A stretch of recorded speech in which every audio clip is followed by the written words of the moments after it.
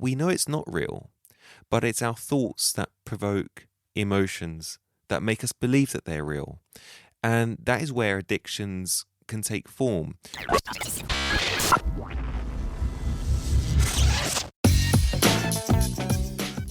Hello and welcome to A Doctor's View, a podcast looking at everyday health topics and life through a doctor's eyes. Please note that all opinions are my own and should not replace the advice given to you by your own doctor. I'm Dr Bolivios. Let's begin.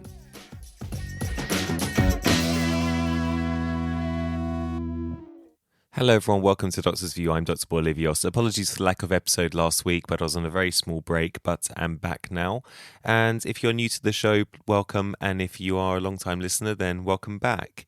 So this week, I want to talk about video game addiction and whether or not there's a possibility that they incite violent behaviour. And I'm going to touch about the everlasting debate that we have on that in society. And I'm going to go into why I believe it's so easy for us to become addicted to video games, and also how to recognize some of these symptoms and what we can do. And then I'll talk about the violence and the computer game debate and give my own thoughts on that. So most of us can relate to loving the odd computer game. This is, not a big deal.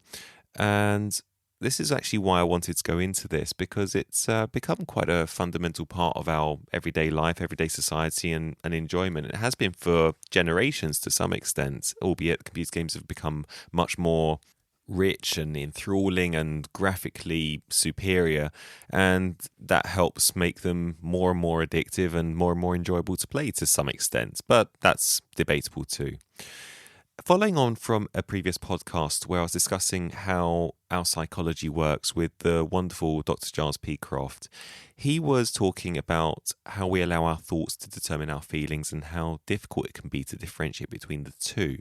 And a lot of problems in everyday life, including things like depression and burnout and all the other problems that we face, these can often be attributed to this principle of our thoughts and feelings. And I will leave a link to that podcast episode in the description of this one. I do strongly advise to go back and listen to that. And he puts it very eloquently.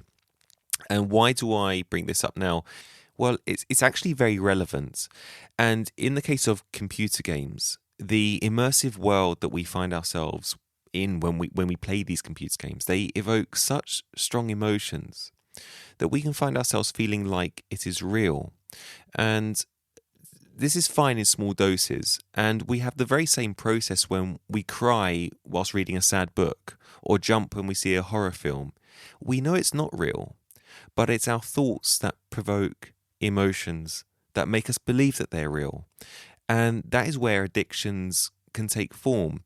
We transport ourselves away from our actual reality into this wonderful fantasy world, which we actually prefer.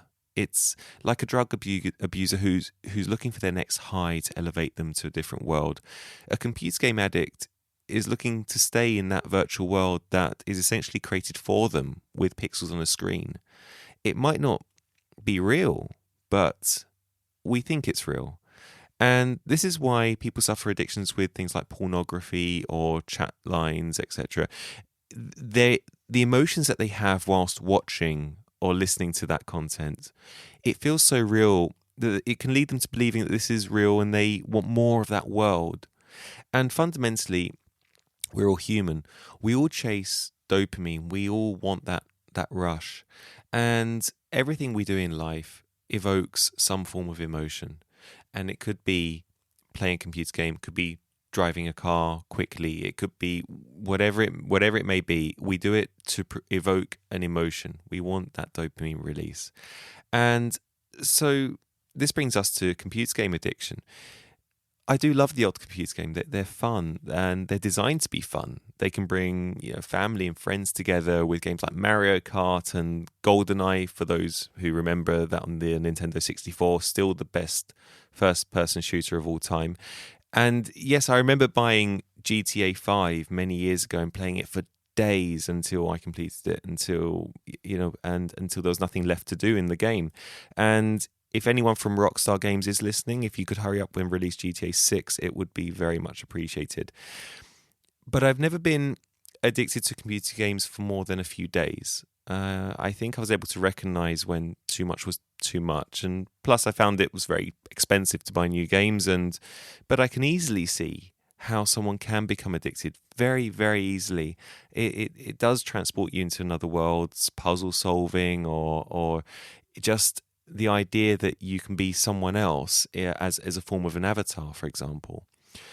And importantly, we have to try and recognize the cause of why someone seems to spend all their time in their bedroom playing these games before we simply label them as say a lazy, stroppy teenager who just wants to play games all the time. Around 1 to 9%, I appreciate it's a broad range, but they're the figures. Around 1 to 9% of children who are into computer games suffer some form of addiction. So let's round it up. Say about 5% of children who are into computer games suffer some form of addictions. And it affects more boys than girls. As I said, it's extremely easy just to label a kid as someone who just simply wants to play computer games all the time. They're not very social and all the rest. And I think we are in the danger of missing something here. And importantly, we have to try and recognize why. What is the deeper meaning in that? Is someone doing this to avoid something deeper like depression because it keeps them away from society?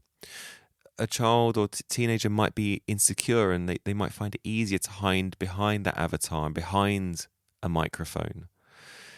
And it's that point when does an innocent hobby turn into an addiction? And I want to talk about how to recognize some of these symptoms. So with regards to computer game, if you're noticing someone who is, or yourself, thinking about gaming all the time or a lot of the time, you're feeling bad when you can't play. You're needing to spend more and more time to play these games to feel good.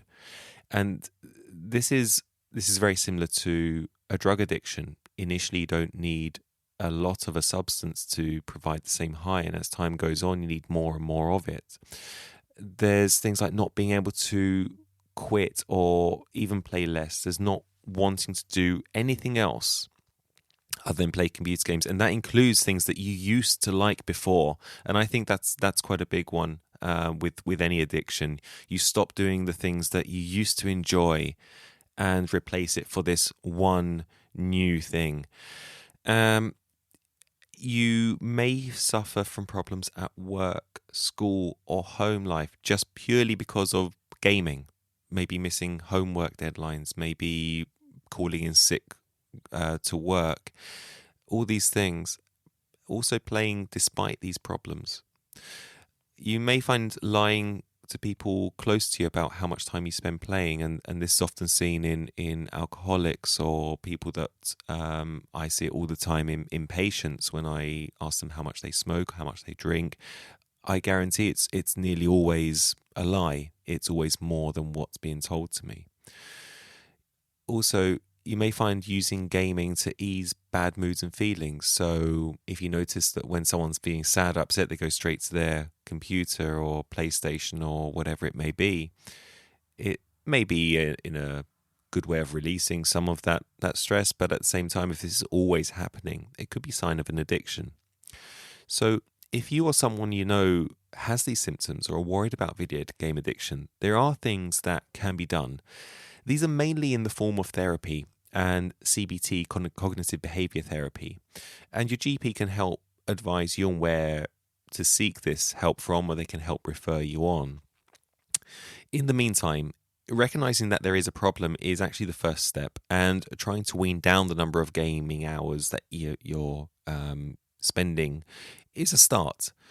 Maybe make time for coffee with friends for an hour each week. It's not much time, but it's a start. Or if you're a parent, think up of an outdoor activity to do, one which sounds like fun that might just distract the child from a computer game, or build something together. It's all these things. Like I say, we're all chasing that release, that dopamine release, and we're all wanting to maybe get away from things. And if there's something that can help fill that gap, other than, say, a computer game or other than another form of addiction, these are often good stepping stones to start with. Now, the other reason why I wanted to talk about this week is because the NHS in England has just released, or just launched rather, the first clinic to help children and young adults deal with computer game addiction. And they've made it part of their long-term NHS plan. And all this comes from the growing concern about the amount of time children are playing computer games and the impact it can have on their mental health.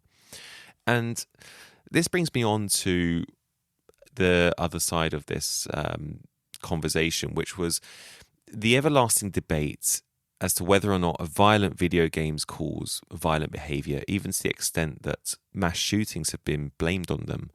And there was recent studies with about 2,000 participants that have shown there is no link between violent video games and causing children to become violent. Despite this, I'm sure this is a debate that will be ongoing. Personally, I think if we're blaming things like mass shootings on video games rather than looking at something deeper in the psychology of those committing such atrocities, I think we're being very short-sighted. I've played many first-person shooters over the years, and I know many people have played violent video games, and at no point have any of us thought, I know, that this sounds like a good idea. It doesn't happen.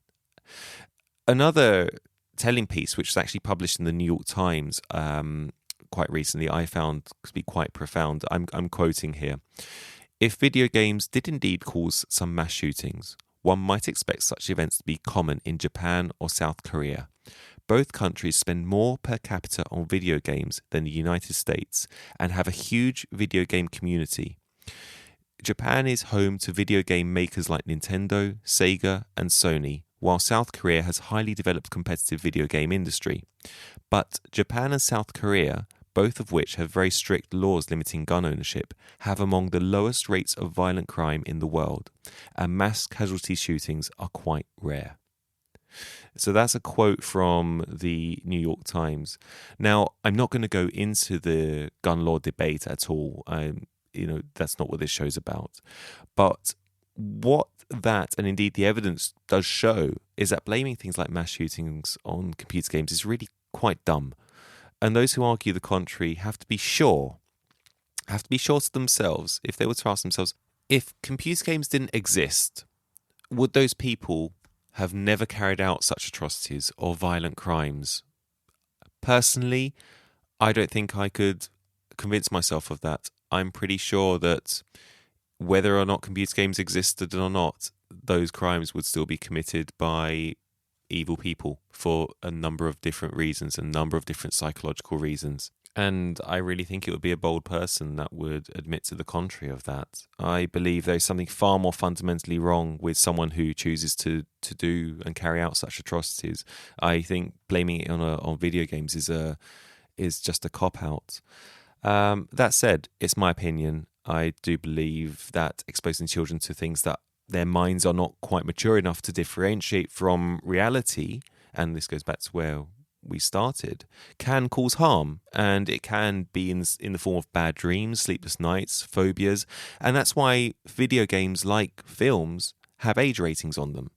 So if you are thinking of purchasing a video game for someone, just do have a quick look at the age rating to make sure it's appropriate.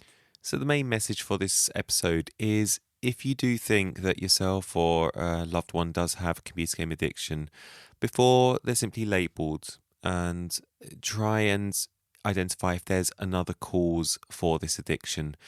A computer game is essentially an online mask or a false world. And so if they are spending too much time on them, it might be to cover up for something a little bit deeper. There might be underlying depression there. There might be some other psychological things that need to be looked into. That's it for this week. And as always, thank you very much for listening. And if you do have any questions, please do email me at adoctorsview@gmail.com, and please email me any topics that you'd like me to discuss. I really do enjoy receiving your emails, and I do my very best to respond to every single one of them. If you enjoy the show, please do leave me a review on iTunes or Podchaser or whatever platform that you're listening to me on. I really do appreciate it, and it does help me out a lot. As always, please look after yourselves, and I'll join you again next time. I'm Dr. Bolivios. Goodbye.